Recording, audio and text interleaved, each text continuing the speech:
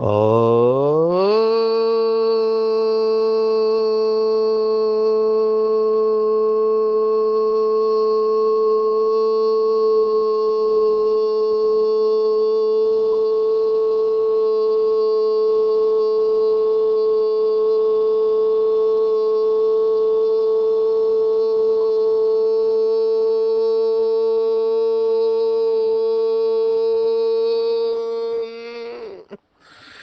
शांति। आज 12 मई 2025 भारत में सोमवार है। Today is 12th May 2025 and it's Monday in Bharat. आज की मुरली का जादुई रहस्य स्वयं को प्रेरणा देने के लिए magical secrets of today's Murli for motivating the self. आज की साकार मुरली हम जोड़ी में याद रखेंगे। मुरली में कुछ कीवर्ड होते हैं, मुख्य शब्द। तो बाबा का फ्लो उन शब्दों के आसपास रहता है। तो आज के मुरली की जोड़ियां है, जैसे ये अमृत है, अमृत के साथ विष जाता है, अमृत और विष की जोड़ी है। दूसरी जो जोड़ी है वो है स्मृति और विस्मृति की, क्योंकि आज बाबा ने बहुत बार कहा है कि तुमको स्मृति याद आनी चाहिए, स्मृति होनी चाहिए, ये बाबा बार बार कह रहा है। तो स्मृति और विस्मृति की जोड़ी है। तीसरा शब्द जो बहुत बार आया है वो है वनवास और गार्डनवास। ये जोड़ी आज बाबा ने दिया है। वन और गार्डन, जंगल अलग है और बगीचा अलग है। तो इस हिसाब से बाप का टाइटल जो है बागवान, वो भी आया हुआ है। चौथी जोड़ी है कांटा और फूल, ये इसी के साथ जाती है, जंगल और गार्डन के साथ। कांटा और फूल, क्योंकि जंगल में कांटे होते हैं और गार्डन में फूल है। फिर आज की मुरली में जो जोड़ी आए वो सत्य और झूठ, ये भी एक जोड़ी है। सच्ची सत्यनारायण की कथा और झूठी सत्यनारायण की कथा। उसके बाद जो जोड़ी आई है गिरना और चढ़ना, पूरा खेल गिरने और चढ़ने के ऊपर है। हमारे गिरने और चढ़ने का ये नाटक है। बाबा ने ये शब्द इस्तेमाल किया कि हमारे गिरने और चढ़ने का ये नाटक है। तो ये गिरने और चढ़ने की जोड़ी है। फिर जो शब्द आया है, बार बार आज की मुरली में आया है, वो है नशा। अभी नशा के साथ बाबा हमेशा निश्चय और नशे की बात करता है, नशा और निशाने की बात करता है। तो ये जोड़ियां हम ले सकते हैं। फिर जो जोड़ी आई है आसुरी बुद्धि और ईश्वरीय बुद्धि, ये दोनों शब्द आए और इसी के जैसे आसुरी संप्रदाय और दैवी संप्रदाय, ये भगवत गीता के शब्द है। तो आसुरी संप्रदाय और दैवी संप्रदाय की जोड़ी है, पुरानी दुनिया और नई दुनिया की जोड़ी है। अब ये शब्द मैं क्यों बता रहा हूँ, क्योंकि ये शब्द अगर हमारे बुद्धि में फिक्स हो जाते हैं तो फिर हमको मुरली को रिवाइज करना बहुत इजी हो जाता है। पूरी मुरली याद रह जाती है, केवल ये कीवर्ड्स को हम ध्यान में रखें तो। उसके बाद जो जोड़ी आई है ब्रह्मा और विष्णु की, ब्रह्मा सो विष्णु और विष्णु सो ब्रह्मा। तो बाबा देखो एक मुरली में कितने सारे शब्द हमको मनन चिंतन के लिए देता है। तो इन शब्दों के गहराई में हमको जाना चाहिए। उसके बाद जो जोड़ी आई है रथ की, तो घोड़ा और गाड़ी, माना भागीरथ की बात आ जाई है। तो ये भी एक जोड़ी है। तो इसके ऊपर चिंतन करना है, इन सब जोड़ियों के गहराई में जाना है, तब हम बहुत अच्छा मनन चिंतन करके श्रेष्ठ अवस्था बना सकते हैं। उसके बाद वरदान विश्व परिवर्तक बनने के ऊपर है। बहुत इंपॉर्टेंट बात, समाने की शक्ति। दूसरों की गलती को देखकर खुद गलती नहीं करना, बहुत इंपॉर्टेंट धारणा की बात आई है। तो सहयोग का नोट, ये शब्द आया है। गलती को नोट करने के बजाय सहयोग का नोट, ये बाबा की सुंदरता है। शब्दों का इस्तेमाल बाबा से सीखना चाहिए। और निरंतर योगी बनने के लिए बाबा ने मैं और मेरापन को परिवर्तन करने को कहा है, जो हमने कल ही देखा। और ब्रह्मचारी के साथ ब्रह्मचारी बनना, ये प्योरिटी की पॉइंट है। ये आज की पूरी मुरली है। मैं आऊंगा। जो मुख्य बात मुझे लगती है कि बाबा के पास आने के बाद जो नशा चढ़ता है, वो नशा स्थायी क्यों नहीं रहता है। बहुत कम बाबा के बच्चे नशे में रहते हैं। मुझे गजल याद आ रही है, उसमें वो कहते हैं, ठुकराओ के अब प्यार करो, मैं नशे में हूँ, जो चाहो मेरे यार करो, मैं नशे में हूँ। तो स्पिरिचुअल इंटॉक्सिकेशन अंग्रेजी में कहते हैं, या गॉडली इंटॉक्सिकेशन, या ईश्वरीय नशा, ये स्थायी होना चाहिए, नीचे उतरना ही नहीं चाहिए। लेकिन ऐसा क्यों होता है कि कुछ बाबा के बच्चों को हमेशा नशा रहता है। मैंने ऐसे बाबा के बच्चे देखे हैं, हमेशा नशे में रहते हैं, माना आपको ईश्वरीय नशे में रहते हैं। तो मैं उनको पूछता हूँ तो उनका चेहरा सदा खिला हुआ रहता है, और उनकी एक ही बात है, बाबा मिला सब कुछ मिला। तो हर बात में वो उमंग उत्साह एक्साइटेड रहते हैं। सेवा हो, मनन चिंतन हो, तो मैं देख के हैरान होता हूँ। अभी इसका उम्र के साथ कोई कनेक्शन नहीं है। कल ही मैं एक आत्मा से मिला जिनकी उम्र 83 ईयर है। अभी वो आत्मा उम्र के हिसाब से सेंटर पे पहुंच नहीं पाती है, लेकिन उनकी चेहरे पर जो चमक मैंने देखी, और उनके हर वाक्य में बाबा है।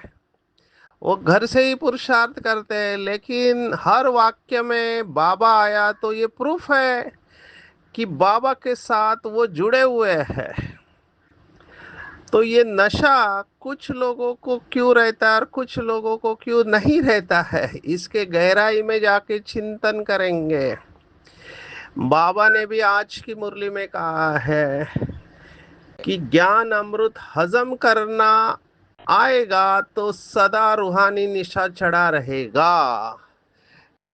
अभी मनन चिंतन के ऊपर, मनन शक्ति के ऊपर बाबा ने 3-4 मुरलियां चलाई, अव्यक्त मुरलियां। उसी में भी बाबा ने यही बात कही है। ये अव्यक्त मुरलियां, ये आज की साकार मुरली है। बाबा ने उन मुरलियों में कहा है, जैसे कोई भोजन करता है, तो भोजन करने के बाद में उस भोजन को अगर हजम नहीं किया तो ताकत नहीं बनेगी, खून नहीं बनेगा।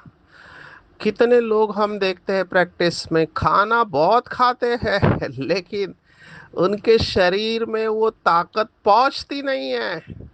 और इसके अपोजिट में ऐसे भी लोग हैं जो बहुत थोड़ा खाते हैं लेकिन वो शक्तिशाली रहते हैं। ऐसा भी एक कैटेगरी है जो कम खाते हैं लेकिन उनका वजन बढ़ने लगता है। तो ये सब मेटाबॉलिज्म के साथ, डाइजेशन के साथ जुड़ा हुआ है। कहने का भाव मेरा ये है कि बाबा की मुरलियों को, उनके अंदर के पॉइंट्स को, ज्ञान की पॉइंट्स, जो बात कल भी आई थी, खुशी के लिए, खुशी के लिए कुछ ऐसे बहुत बाबा के बच्चों ने किया है, मैं भी करता हूँ, कि नशे की पॉइंट्स लिख के रखना चाहिए। आजकल एफर्मेशंस का जमाना है, तो मेरे 20 एफर्मेशन से 20 अलग अलग सब्जेक्ट के ऊपर मैं वो एफर्मेशन रोज करता हूँ। मुझे आधा से पौना घंटा लगता है। वो करीब 100 के ऊपर वाक्य है, 100 के ऊपर है, आप सोचो। पर वो मैं रोज उसका अभ्यास करता हूँ, तो वो सबकॉन्शियस माइंड में, अंतर मन में जाकर बैठ गए हैं। अभी कोई भी परिस्थिति आती है, हर परिस्थिति के लिए वो पॉइंट है हमारे पास जो हमको उस परिस्थिति से बाहर निकालती है। क्योंकि मेरे पास कई भाई बहने पूछते हैं कि इस परिस्थिति में क्या सोचे। अभी दुनिया में इसके ऊपर बहुत काम हो चुका है। बहुत सारे लोगों ने, विशेष विदेश के भाई बहनों ने एफर्मेशंस के ऊपर बहुत बड़ा काम किया हुआ है। ये पूरा संकल्प शक्ति का प्रयोग है जो बाबा ने कई साल पहले कहा था कि आपको ये प्रयोग करना चाहिए। और ये सचमुच में बहुत सुंदर रिजल्ट देता है। लेकिन मुझे ये समझ में नहीं आ रहा है कि कुछ लोगों में रिजल्ट देता है, कुछ लोगों में रिजल्ट नहीं देता है। अभी ये जो हो पोनो पोनो मैंने कहा कि ये प्रार्थना के ऊपर बुक लिखा हुआ है जो इंटरनेशनल बेस्ट सेलर बना, माना वर्ल्ड में बहुत इसकी कॉपी बेची गई। जीरो लिमिट्स उसका नाम है। तो वो कुछ लोगों को फंटास्टिक रिजल्ट देता है, जैसे मुझे इसका बहुत बढ़िया रिजल्ट आया। लेकिन कुछ लोग कहते हैं हम कर रहे हैं लेकिन हमको रिजल्ट नहीं मिल रहा है। तो जब कोई ऐसा कहता है कि मैं अभ्यास तो कर रहा हूं लेकिन मुझे रिजल्ट नहीं मिल रहा है, तो समझना चाहिए मेरे अंदर कुछ इमोशनल ब्लॉकेजेस है। मैंने कुछ ऐसी बातें अभी तक दबा के रखी हुई है जो मेरे प्रकाश को बाहर आने नहीं देती है, खुलकर नहीं जी रहे हैं। ये ब्लॉक्स रहते हैं पड़े हुए जो हमारी एनर्जी को ब्लॉक करते रहते हैं। तो उन ब्लॉकेजेस के ऊपर भी काम करना चाहिए। इसके लिए मैंने कुछ एफर्मेशंस निकाले हैं। जैसे बाबा वृत्ति की बात कहता है, कल की मुरली में वृत्ति था। वृत्ति जैसे वृत्ति वैसे दृष्टि वैसे कृति। तो मुझे ऐसे भी कई लोग कहते हैं कि हम पवित्रता के ऊपर, क्योंकि पवित्रता में कमजोर है तो पवित्रता का अभ्यास करते हैं, लेकिन वो संकल्प बुद्धि स्वीकार ही नहीं करती है। और अपवित्रता का संकल्प करो तो बुद्धि तुरंत स्वीकार कर देती है। जैसे कई लोग मुझे कहते हैं कि हमको गुस्सा कब आता है हमको पता ही नहीं चलता है। तो पता ही नहीं चलता है जब कोई ऐसा कहता है तो समझने का अनकॉन्शियस है, अनकॉन्शियस, बेहोश। बाबा ने भी ये शब्द इस्तेमाल किया है। किसके लिए किया है? यूथ। बाबा ने यूथ को कहा कि जोश में आते हैं और होश गवा बैठते हैं। इसको हम अंग्रेजी में कहते हैं इमोशनल हाईजैक। भावना में आते हैं। तो हमको इन बातों को समझना है कि मुझे ईश्वरीय नशा क्यों नहीं चढ़ रहा है, और अगर चढ़ता है तो ऐसा क्यों बाबा कहता है कि बाहर गए और सोडा वाटर हो जाता है। तो इससे एक बात तो स्पष्ट समझ में आ जाती है कि हर एक की धरनी अलग अलग है। जैसे कुछ धरनियों में आप बीज डालो तुरंत फल निकलता है, कुछ धरनी में मीडियम टाइम, कुछ धरनी में बहुत टाइम लगता है। जैसे मैं कोकण में जाता हूँ तो वहाँ की आत्माएं कहती है ये परशुराम की धरनी है, बहुत कड़क है, यहाँ फल नहीं निकलते हैं। अभी मैं आपको उस स्थान की विशेषता सुनाता हूँ। वहाँ पे अल्फांसो हापूस आम बनते हैं। तो वहाँ पे कहते हैं कि पत्थर के ऊपर जो आम का पेड़ आता है, वो रीजनल भाषा में उसको अलग नाम है, कातल कहते हैं मराठी में। माना पत्थर के ऊपर जो आम का पेड़ आता है वो बहुत मीठा होता है, क्योंकि उसे बहुत नीचे जाके पानी खींचना पड़ता है और वो पत्थर के अंदर का पानी खींच लेता है जो मीठा होता है, तो क्वालिटी ऑफ फ्रूट बदल जाती है। तो धरनी के ऊपर है। धरनी धरनी जितनी फलदायी होगी उतना तुरंत, जैसे सतयुग की धरनी बाबा ने कहा डालो और तुरंत फल आ जाता है, क्योंकि कलयुग अंत में जो विनाश होता है तो फर धरनी को खाद मिल जाते। इतनी सब डेड बॉडी कहाँ जाएगी, धरनी में जाएंगे।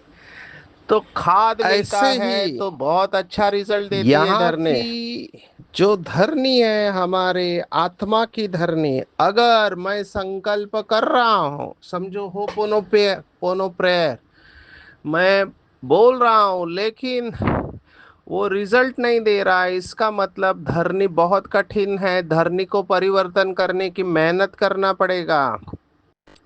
तो मेहनत बढ़ाएंगे तो रिजल्ट जरूर आना है।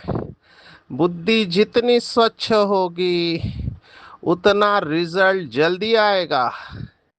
देखो बाबा आज कह रहा है कि जो ज्ञानामृत हजम करते हैं उन्हें सदा रूहानी नशा चढ़ा रहता है और उस नशे के आधार पर सबका कल्याण करते रहेंगे। अभी हजम करना माना कि आपका प्रोसेसर बहुत फास्ट है, आपकी बुद्धि इतनी शार्प है कि तुरंत आप फुल स्टॉप लगा लेते हैं और निगेटिविटी को ना कह देते हैं। मुझे ये बात बहुत इम्पोर्टेंट लगी। क्यों इम्पोर्टेंट लगी? देखो बाबा ने आज धारणा की बातें सुनाई है। कौन सी धारणा की बात सुनाई है? मुझे जो बात आज की मुरली में बहुत इम्पोर्टेंट लगी वो ये है कि धूतीपना धूतीपना कुछ बाबा के बच्चे करते हैं, सभी नहीं, कुछ लोगों में ये संस्कार है। और ये संस्कार बाप से बेमुख करने वाला मुख्य अवगुण कहाँ है? देखो साकार मुरली है, बाबा ने तो अव्यक्त मुरली इसके ऊपर पूरी चलाई है। तीन पर काटना है और एक पर को ध्यान में रखना है, परमत, परदर्शन, परचिंतन, ये तीनों को काटना बाबा ने कहा, और एक पर परोपकारी बनना। लेकिन ये साकार मुरली है, देखो मैं पूरा पैराग्राफ पढ़ना चाहूंगा, मुझे बहुत इंपॉर्टेंट लगा। बाप से बेमुख करने वाला मुख्य गुण है एक दूसरे का परिचिंतन करना, ईविल बातें सुनना और सुनाना। बाप का डायरेक्शन है तुम्हें ईविल बातें सुननी नहीं है, इनकी बात उनको और उनकी बात इनको सुनाना, ये धूतीपना तुम बच्चों में नहीं होना चाहिए। इस समय दुनिया में सभी विपरीत बुद्धि है ना, सिवाय राम के दूसरी कोई बात सुनाना उसको धूतीपना कहा जाता है। अब बाप कहते ये धूतीपना छोड़ो, तुम सभी आत्माओं को बताओ कि हे सीताए, तुम एक राम से योग लगाओ, तुम हो मैसेंजर। यह मैसेज दो कि बाप ने कहा है मुझे याद करो, बस इस बात के सिवाय बाकी सब है धूतीपना। बाप सब बच्चों को कहते हैं धूतीपना छोड़ दो, सभी सीताओं का एक राम से योग जुड़वाओ, तुम्हारा धंधा ही यह है। अभी ये बात क्यों इम्पोर्टेंट है? क्योंकि कई ऐसे संस्कार वाले होते हैं, उन्हें खाना हजम नहीं होता है। अभी ये क्यों करते हैं वो तो बाबा जाने और वो आत्मा जाने, लेकिन हमको ये ईविल बातें न सुननी है न सुनानी है। दोनों पार्ट बहुत इंपॉर्टेंट है।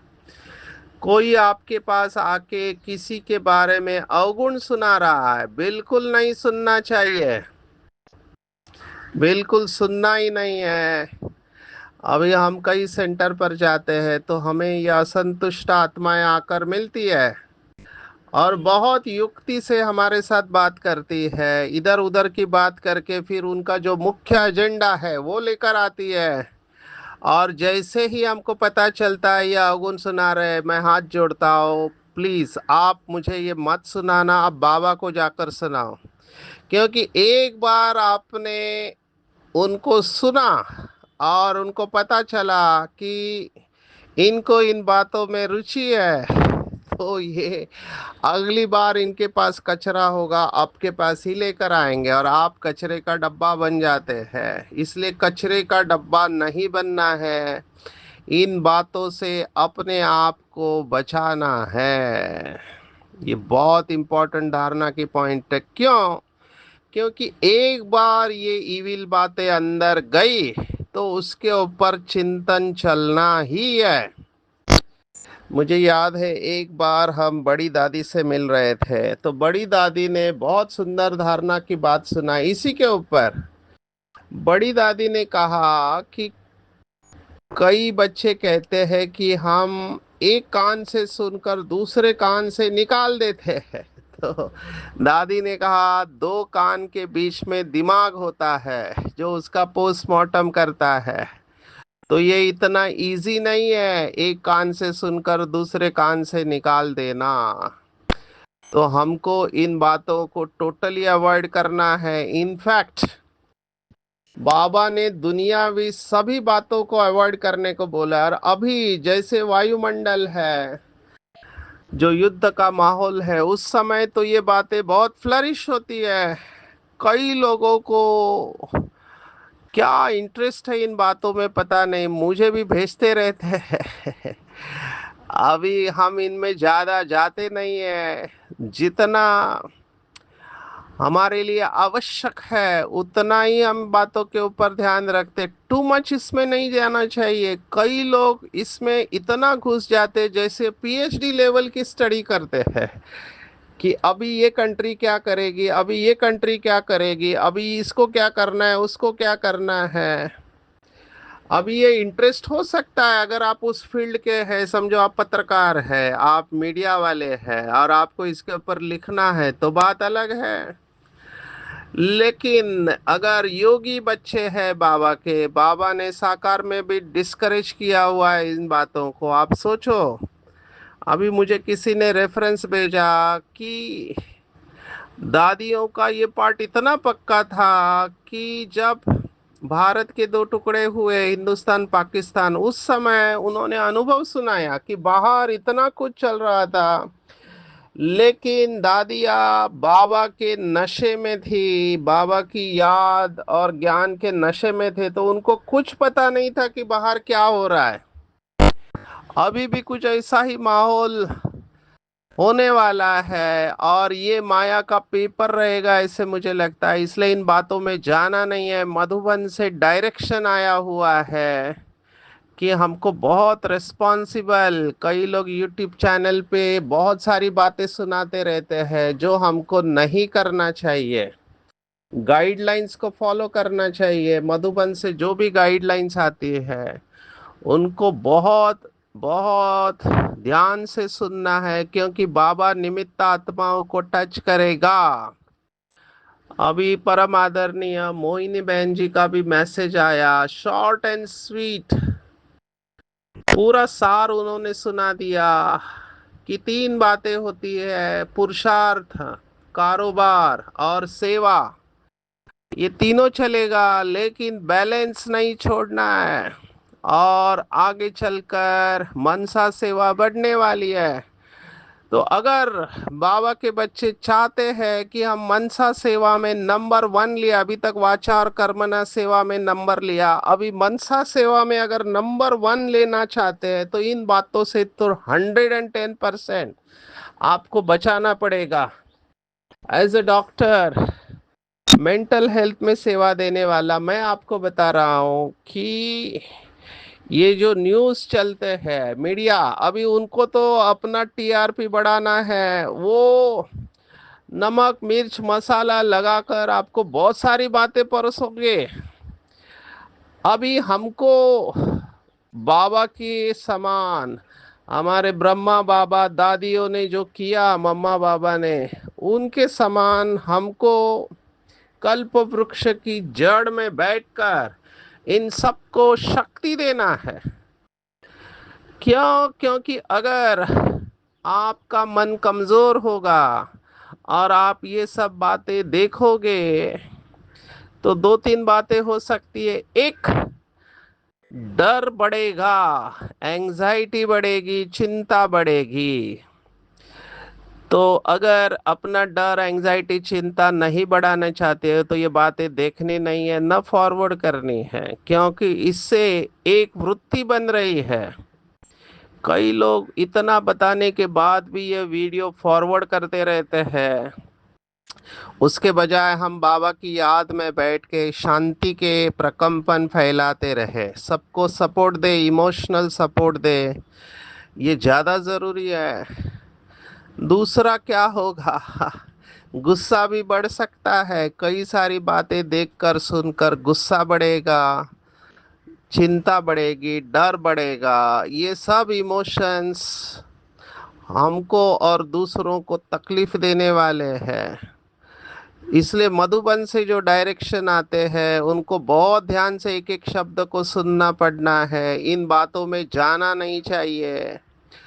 पूरे कल्प की कमाई है, माया आखिरी दाव पेच। बाबा ने तो एक मुरली में कहा था कि जब बच्चे अलबेले हो जाएंगे, बिल्कुल अलबेले हो जाएंगे, तभी अचानक परिवर्तन होगा। इसलिए ये अलबेला बनाने वाली बातों से दूर रहना है।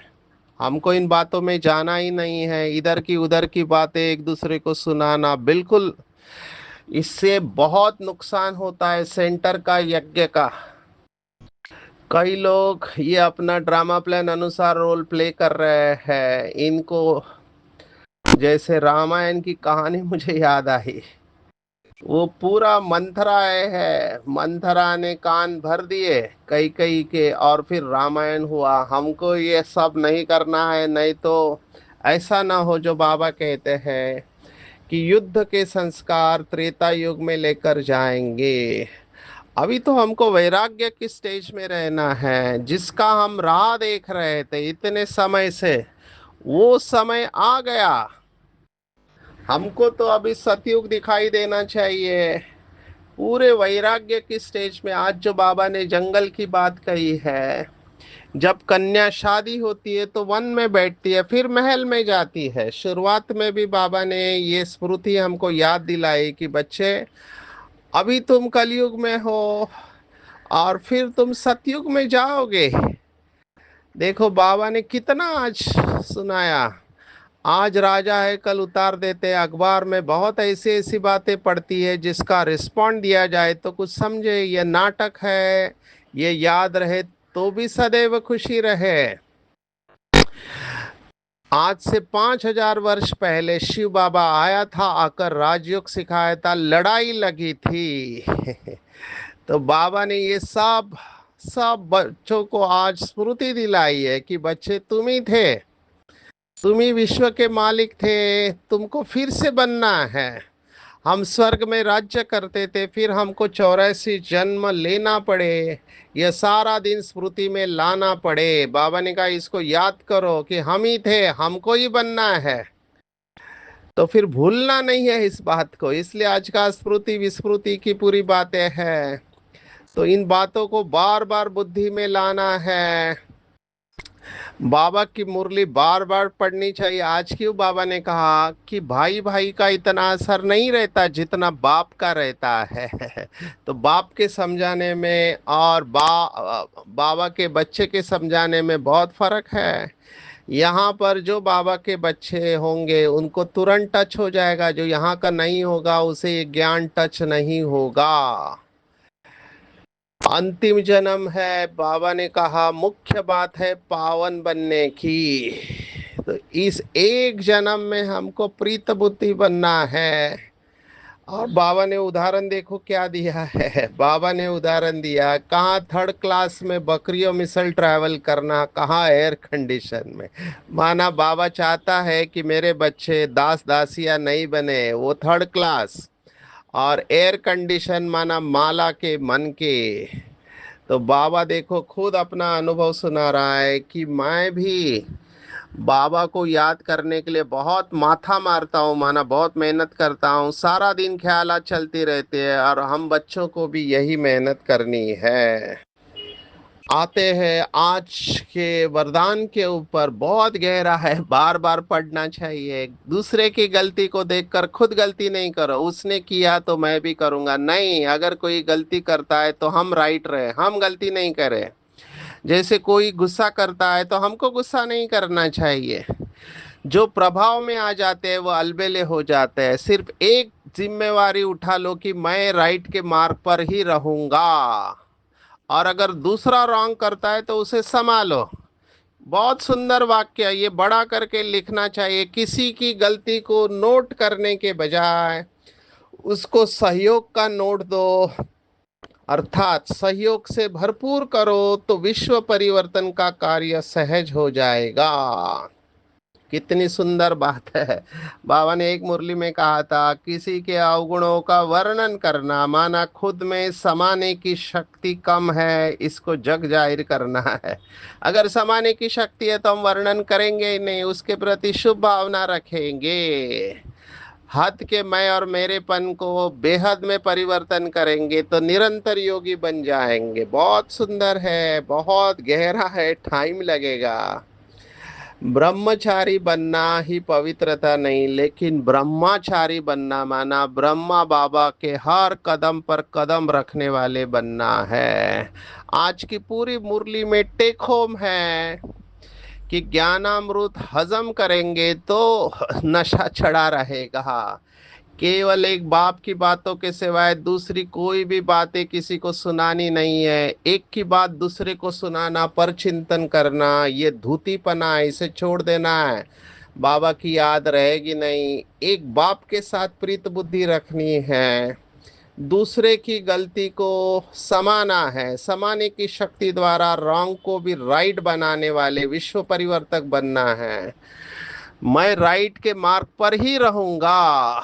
हद के मैं और मेरेपन को बेहद में परिवर्तन करने से निरंतर योगी बन जाएंगे, और ब्रह्मचारी के साथ ब्रह्मचारी बनना है। अच्छा, ओम शांति।